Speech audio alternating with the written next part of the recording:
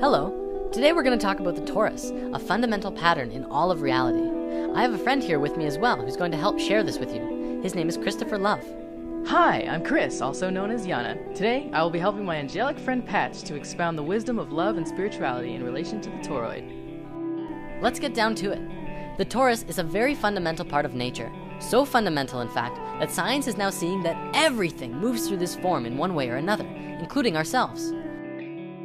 Very simply, the torus is a self-organizing system that all comes together at a space of unity and expands its energy out all around itself until it returns back to that original space at the center, and will continue to do it again.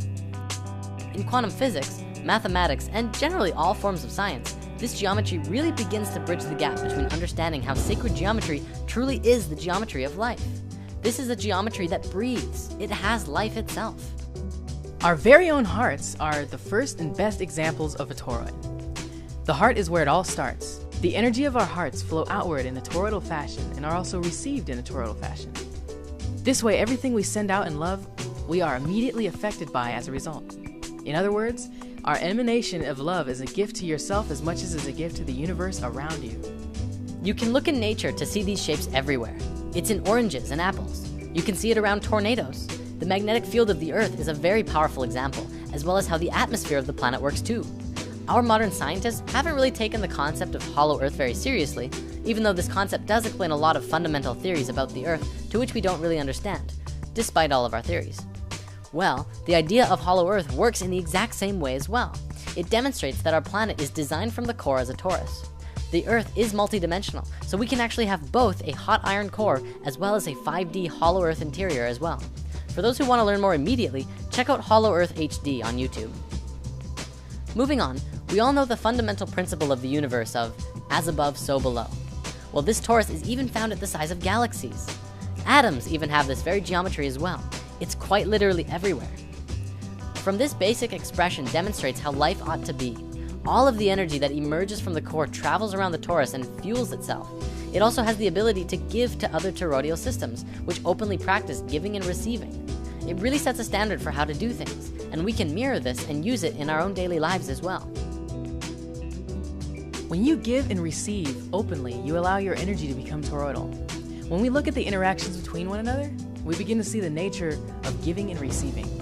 If we shift how we give and receive with others, we give ourselves an opportunity to receive feedback from what we emanate immediately. This allows for an enlightening transaction of energy between all life and allows all of our communications to resonate on that toroidal frequency of love. Love is not just a feeling, it's a vibration and a frequency that is connected through all things. The pure vibration that emanates around one's own heart and brings things together harmoniously is through a universal vibration we call love. If you look at the flower of life in 2D, it may be a little hard to tell. However, in 3 dimensions, one can truly see that it too is a torus.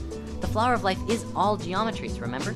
The torus is yet another one of those creation patterns that emerge from this, or rather is this form. It's so important to understanding everything. Even Nikola Tesla worked with this geometry, and through it he discovered a way to access free energy for the entire planet. Well, of course, all of the corporations of the world wanted to keep charging people for energy. And between them and the US government, all of Tesla's most amazing work was destroyed. In lesson 15, we talked a bit about this before, and now we can go deeper into it. The Institute of Heart Math, as well as Stanford University, among others, have now scientifically demonstrated that around the physical heart of your body, you have 2 toroidal fields, one inside the other, which are connected to the sacred space and the tiny space within the heart. Greg Braden has done a lot of work in explaining this to the modern world as well, and Drunvalo Melchizedek has put a lot of focus into teaching that this is some of the most important information regarding physical ascension. This is part of the understanding that is truly bridging the gaps between science and spirituality. China is doing some really amazing things. They have hospitals that are completely dedicated to the work of prana and energy, rather than the physical body of patients. In one experiment in a Chinese hospital, we see how the science of mantra is used to remove the cancer tumor of a woman in just 2.5 minutes. A mantra is a sacred sound or chant that acts as an energetic formula for prayer or meditation.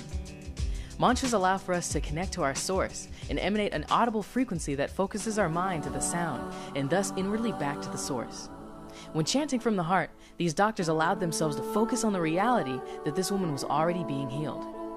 In this, it allowed for the mind to bypass the normal confines of reality, as its intention toroidally flowed in and out of the source of which reality emanates itself.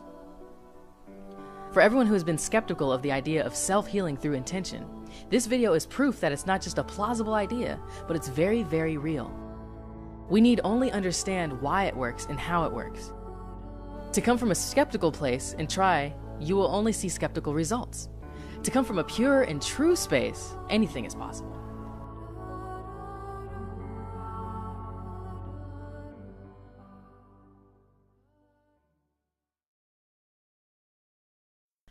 Nassim Haramein has made a documentary recently called Black Hole, which we did discuss in Lesson 18.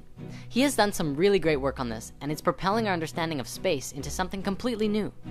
He has demonstrated that the space at the center of the torus is literally the point of singularity, infinity, and the space where all consciousness truly resides. The source of the source field, and a space where all things are connected. In our modern physics, we don't really take consciousness and life into the scientific equations. Russian scientists are propelling their understandings of life to new levels and have even begun bridging the gaps of understanding gravity. Our Western model is not built to understand gravity, and the Russians have developed models which harmonically see that gravity itself is a conscious field, an information field of love that holds things together. It's really profound, and even quantum physics is beginning to look at this in new light. Remember in Lesson 18, we talked about the vector equilibrium. This torus form and the cube octahedron go hand in hand. It is the male and female aspects of each other, and the vector equilibrium, when put into use in science, can grant access to an infinite amount of energy through tapping into the space of unity of the source field, the 0 point, the field of consciousness that science now knows connects all things. By understanding the torus and the nature of unity, one can really get in tune with themselves in relationship to the all. Let's also remember that considering our universe itself and everything within it is a reflection of this toroidal pattern, we can free our minds from the perspective that anything is separate, even as a void of a black hole contains the existence of everything supposedly outside of it. This is reflected in the psychic nature of those who in meditation dive into the void of consciousness, and those also who reach a state of Godhead awareness that includes all life in unity and love. The one is all, and the all is one. In the torus, the point of singularity, whatever consciousness is present, is the purest representation of the whole. The whole field is emerging from and returning to its original source, and all of it is conscious, and the singularity at the center is the space where it all came together and emerged out of. This can be demonstrated with the understanding of how the heart emerges in the body. If you remember from Lesson 15, the heart is the first organ to come into existence, and the rest of the body folds out of the heart itself, and then it pulls the heart into the center. The heart is truly more primal, more connected to source, and far more important than the brain. The heart is the space of love, and love of all is what will get you back into the heart and out of your brain. In order to grow and become lighter energetically, we as individuals and as society must learn to understand how to really get back into the natural flow of things. This is what the natural flow looks like, among a few other forms as well.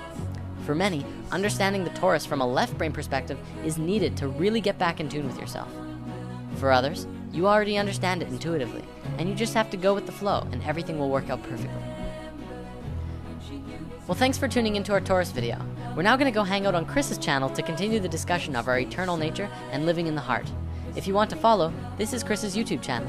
He's created his own series called Angel Academy, and is definitely transforming into something beautiful. Thank you for spending your beautiful time with us, and see you next time. The earth hasn't lived in their hearts for thousands of years, but the truth is it's really simple. It's easy. A child could do it. Anyone can do it. If you find your place into the heart, everything changes in your life. You don't do things physically out into the world. You do everything from within your heart, and the heart creates what your external world is. It's another way of being.